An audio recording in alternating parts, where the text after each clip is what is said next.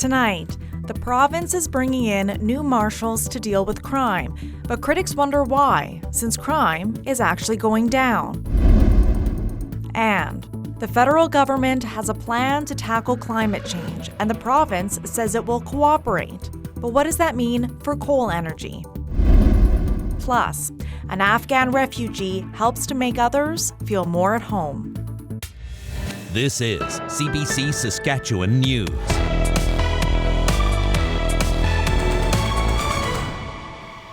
It's Thursday, November 10th. CBC Saskatchewan News starts right now. Good evening, and thank you for joining us. Crime is down in Saskatchewan, so some people are wondering, why is the provincial government creating a new police force? Critics say policy should be grounded in facts, not fears. The CBC's Jason Warwick has more. Saskatchewan's Minister of Corrections, Policing and Public Safety, Christine Tell, recently announced the creation of a new police force. Tell cited concerns about crime, especially in rural areas. Tell says the Saskatchewan Marshal Service will eventually have 70 officers and cost roughly $20 million a year. It will work with RCMP and city police forces. But statistics show crime isn't actually up, it's down. In 2003, total criminal code violations per 100,000 Saskatchewan residents reached a peak of more than 15,000. But last year, that number was just over 11,000. That's a decrease of 25%. Youth crime is also down. So is another measure called crime severity. Experts say many people falsely believe and fear that crime is going up. Tensions rose after First Nations man Colton Bushey was killed by a Battleford area farmer several years ago. They say situations like that, as well as the recent James Smith Cree Nation mass killing, can warp perceptions of the bigger picture. But they say it's the government's job to make policy based on facts, not perception or emotion. I think it's a big moral and ethical issue. We're in a time nowadays where truth seems variable and malleable. I think we need to root our perceptions and our comments and our actions in the facts as we get them. The Marshal Service is also being criticized for other reasons. The National Police Federation calls it completely unnecessary. It says the marshals could actually make residents less safe due to confusion over jurisdiction and dispatching. First Nations leaders trying to reform the justice systems in their own communities also say they weren't consulted. Other experts say that $20 million used on the Marshal Service would be better spent on things like addictions and homelessness. Minister Tell was not available for an interview for this story, but an official emailed to reiterate the point that this is based on concerns from residents, particularly in rural areas. Jason Warwick, CBC News, Saskatoon. Minister Christine Tell is commenting on another hot-button issue at the Legislature. She's one of a few provincial politicians weighing in about whether a woman should have been allowed to wear a T-shirt that read, "Abortion is healthcare." Megan Johnston and members of abortion rights groups and providers were invited as guests to the Legislature yesterday. When Johnston took off her coat and revealed the shirt, security told her she had to change. Saskatchewan's Minister of Corrections, Policing and Public Safety says the dress code policy needs to be looked at. I don't really have a problem. That is our opinion, and it needs to be, some discussion needs to take place. The tweaking needs to take place, and we're committed to doing that. Tell says other people wearing shirts with an advocacy message have previously been allowed into the Legislature. She noted orange "Every Child Matters" T-shirts as one example. The provincial government's recent white paper and Saskatchewan First Act signaled more fights with the federal government. But the Premier and a federal minister say that may not be the case, even if they do disagree on the federal plan to lower emissions. CBC's Adam Hunter has the story.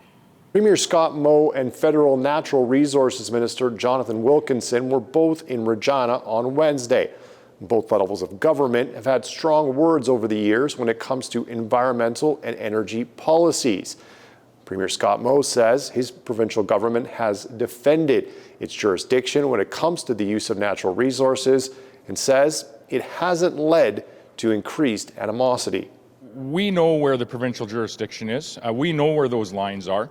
We're going to defend those lines when we feel they're being infringed on. But where the federal government is willing to work and work collaboratively, we will always work with them. Mo says that means Saskatchewan and Ottawa coming together, finding solutions. I think we need to get back to a point in time, whether we're serving government or whether we're involved in one of the aforementioned industries. We're all Canadians first. Federal Minister Jonathan Wilkinson was in the Regina area for the opening of a solar project. He says it's time for Ottawa and the Saskatchewan government to find common ground. I do think that we need to sort of try to set aside some of the rhetoric, and that's not trying to take a run at the province. That's the federal government too. We have to take ownership of some of that too, and look at how we can actually get back to a place where we can have a better conversation. Wilkinson says that work starts with federal goals to have a net zero power grid by 2035. I characterize the work that we have to do on the grid as kind of the railroad of this century. Like, it's an enormous undertaking. It will only happen if we work together, not just about the cleaning of the grid, but the expansion of capacity that we're going to need to support the industries of the future. Premier Mo says the government is looking for wiggle room when it comes to certain environmental policies, which could include the federal government's planned phase out of coal-fired electricity. For example, Saskatchewan's Shan Power Plant would need to be shuttered by 2030, 12 years before its retirement date. Mo says that doesn't make sense. He's hoping that'll be a policy change by the current federal government or a future one. Adam Hunter, CBC News, Regina. A Saskatoon woman charged with manslaughter after a fight in a downtown bar is out on bail. Paige Thoreau Fisher posted $5,000 and must follow several conditions, including a curfew. The 22-year-old is accused of killing Hodan Hashi at Lit nightclub last weekend. The fatal fight was caught on camera, and many of those videos taken Saturday night were posted on social media. People online have speculated about what happened during the fight between Thoreau Fisher and Hashi. Hashi collapsed shortly after security broke up the fight. Originally, Thoreau Fisher was facing a murder charge. When it was reduced to manslaughter, some people thought the police were going easy on the accused. But a Crown prosecutor says the reduced charge makes sense. When you talk about people talking about a murder occurring, I can say without a shadow of a doubt that the police made the correct decision. The circumstances do not warrant a charge of murder. 23-year-old Hashi had moved from Ottawa to Saskatoon last year. She was supposed to attend Saskatchewan Polytechnic in January to study early childhood education. Thoreau Fisher returns to court next month. This week's frigid weather has been particularly difficult for the most vulnerable people in this province. 2 people have been found dead outside. Police say a man's frozen body was found outside of a church in Saskatoon on Sunday. Also that day, Prince Albert police found a man dead behind a business. Organizations say the province needs to do more to protect these people, including adding more shelter beds. Unfortunately, in the wintertime, people want to get inside, whether they're sleeping in banks and ATMs and stuff like that. And I think right now we're in a crisis, and we'll always be in a crisis if we don't come together to actually make sure this is done year-round and properly, and to support those services, because everybody wants to get into a warm facility. The Saskatchewan government recently announced it will spend hundreds of thousands of dollars to create dozens of new emergency shelter spaces this winter. No more details about 2 recent deaths have been released, except that they are not considered suspicious. The flu season is well underway in the province. Cases have shot up in recent weeks, and Saskatchewan is reporting its first hospitalizations and intensive care admissions because of the illness. In the 2 weeks between October 23rd and November 5th, the province reported 260 cases of the flu. During the 2 weeks before that, there were only 18. And as that illness begins its ascent, COVID-19 continues to impact the province. Saskatchewan has reported 39 more deaths related to the virus. That brings the total COVID-related deaths this year to nearly 700.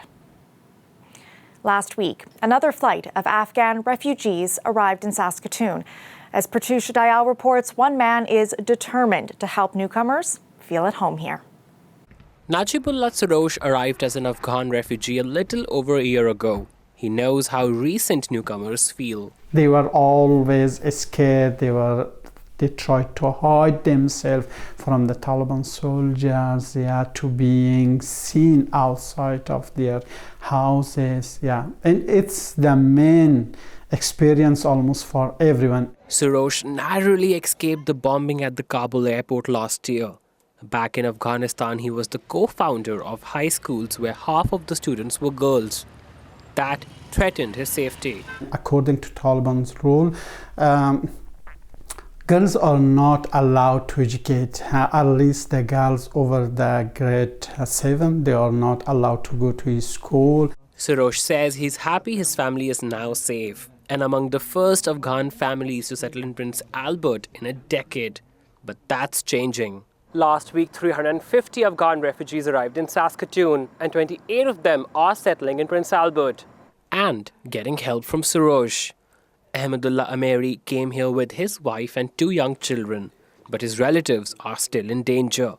There is some family members like cousin or some others that I want them to hear. Because of the safety, right? Yeah.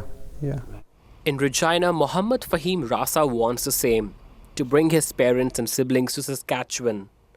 Rasa was a multimedia journalist in Afghanistan, and that prompted the Taliban to put his brother in jail for 3 months. They think that human rights are Western values, not Afghan values. It was not a safe place for me. They think that I myself brought a few of Western values there.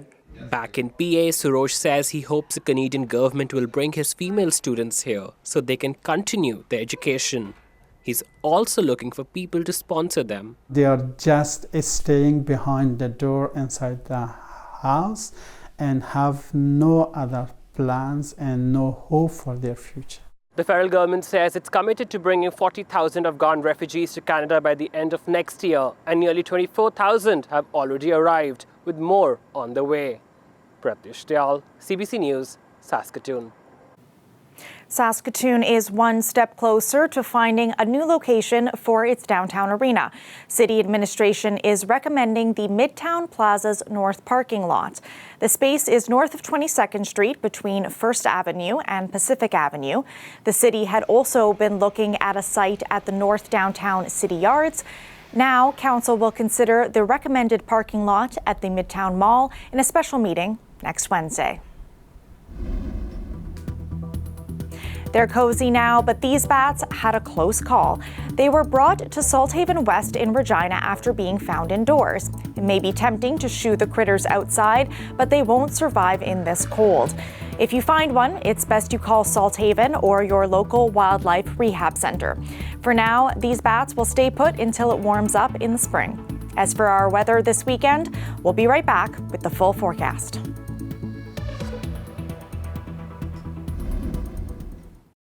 This weather update is brought to you by Capital GMC Buick Cadillac. 22 model clear out is on now.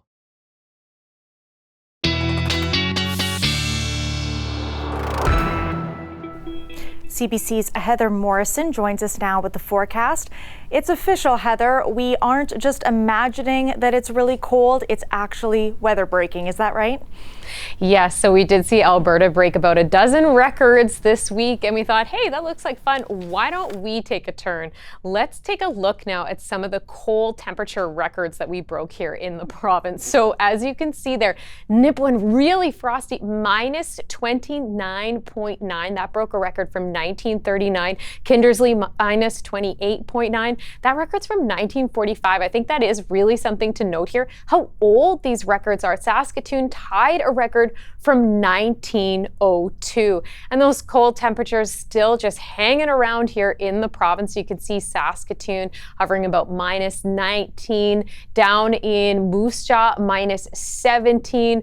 And those temperatures are really below normal for this type of year. In fact, in Regina and Saskatoon, yesterday we saw temperatures about 15 degrees below normal, and it was even more severe in the Kindersley Rosetown area, where those temperatures were about 20 degrees below normal for this time of year.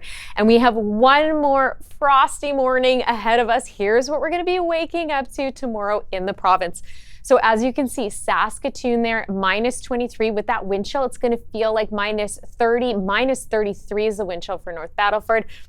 In the south part of the province here, faring a little bit better in Regina, minus 20 in the morning. It's going to feel about minus 26 with that wind chill. So here is a little bit of good news with this high pressure. As I told you yesterday, it was holding off this Colorado low that was trying to peek its way into the province. It did sweep across the southern portion. So Swift Current, Moose Jaw, Estevan getting some snow today. But as you can see, it mostly missed us, hovering around North Dakota, heading into Manitoba and Ontario. So here is the culprit holding this Arctic cold air in our province. But here's some good news again for you. We are going to see that high pressure system dissipate tomorrow, and we're going to see a little bit of a warm up as we head into the weekend. But as you can see there, that means a little bit of a return of snow. Now, when I say a bit of warm up, we're not going to get too excited, but here is some more good news for you. Not as much wind as we typically have here on the prairies, just a little bit breezy up north. But let's take a look at your 7-day forecast here for Regina. So minus 12 tomorrow, minus 18 overnight. So still a little bit cold, but as we get that slight warm up, about 5 to 7 degrees in parts of the province, we're going to start seeing it improve. Maybe by Sunday, we might be in those single digit negatives. Now, as I said, that snow is going to be coming into the province. You got a 40% chance of snow on Tuesday, and it's going to be a similar situation in Saskatoon, maybe a little bit frostier overnight in the morning on Friday, but we see that little bit of a warm up. And then, of course, on Saturday, we might see a little bit of that snow coming in as well before it heads down to Regina. So, Natasha, a little bit to look forward to here, but as I said, it's not going to be as much as you would hope for, but there's nothing like minus 27 to make you feel good about minus 12. That's one way of framing it, Heather. Thanks for that. You're welcome. If you collect music memorabilia, take note. A treasure trove is up for auction starting tomorrow in New York. It includes a pair of glasses John Lennon wore that are expected to fetch more than $80,000. Also up for grabs is a guitar that Nirvana frontman Kurt Cobain played, signed, then smashed. There are also items from Madonna, Cher, and Amy Winehouse. We'll be back after the break.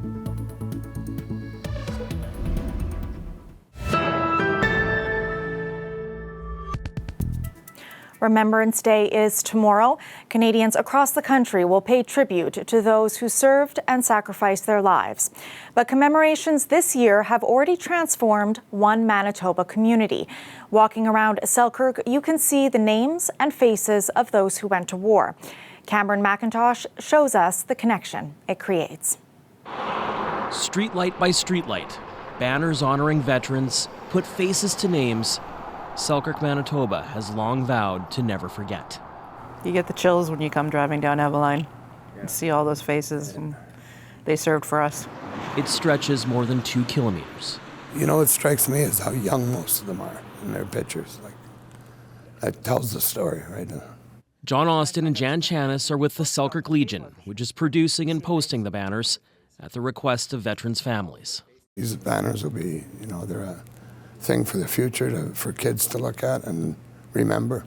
Selkirk isn't the first and it's not the only community doing this, but interest here has been extremely high. 3 years ago, this started off with about 30 banners. Now there's more than 140, including one for my own grandfather. He seldom spoke of his service. For many of these veterans' families, that's common. Well, growing up with my dad, I didn't know. Glenn Lay's father, Jack, was part of something extraordinary. The Dufferin Gang, 31 men and women, all from the same block, who enlisted at once, believed to be a Canadian record. Their banners hang on that block. Everybody just bought in. It's just a simple way of remembering.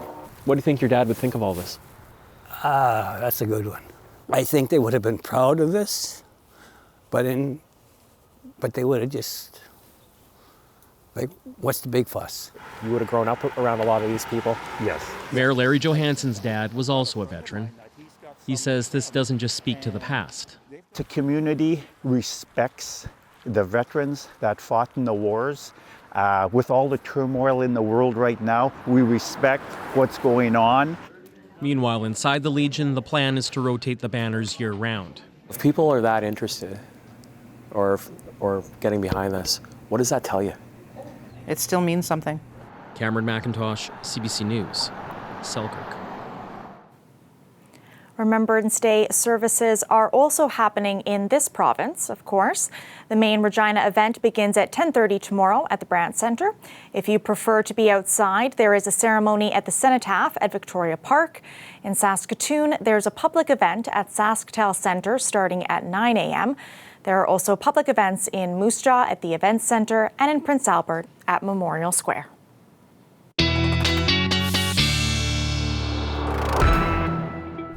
Heather is back with another look at our forecast. Well, if you're heading out to those Remembrance Day events, you can expect slightly milder temperatures tomorrow, but we do have a frosty night ahead of us. Let's take a look at Regina overnight here. Minus 18 with that wind chill, feeling like minus 22 and still cold in the morning, waking up to a wind chill of minus 25 and some cloud cover as well. And then that slight warm up throughout the day, minus 13 with the wind chill, feeling like minus 21. Very similar story, a little bit colder in Saskatoon, minus 19 overnight with that wind chill, minus 26. Here's where we're going to hit the really cold part of the day with that wind chill, minus 27 in the morning. But as you head out for your Remembrance Day events, as I said, a little bit of a milder day than we had today, minus 15 is the high. So Natasha, a little bit of a nicer day tomorrow, but probably not something to write home about. Definitely going to wait a little bit to head outdoors tomorrow. Thanks, Heather. You're welcome.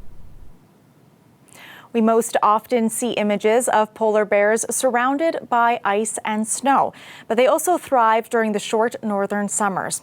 A photographer from Vancouver spent 2 summers in northern Manitoba capturing photos of polar bears. Simon Goyer from Radio-Canada spoke to him about the project. I'm Martin Gregus. I'm a wildlife photographer and cinematographer of over 19 years now. I like to think, at least, I look at the world from kind of a different perspective because it was such a rarely documented time of year that everything we were seeing was unique, and it was just really humbling being in their presence and being able to document them. I think living there with the bears just made me so much more humble about life, animals, nature, because they can eat you if they want to. They can come right to your camp, but they choose not to. And you'll learn that level of respect of how can I treat this animal in such a way that they don't feel threatened, and in the same way I don't feel threatened from them. So what you give is exactly what you get back.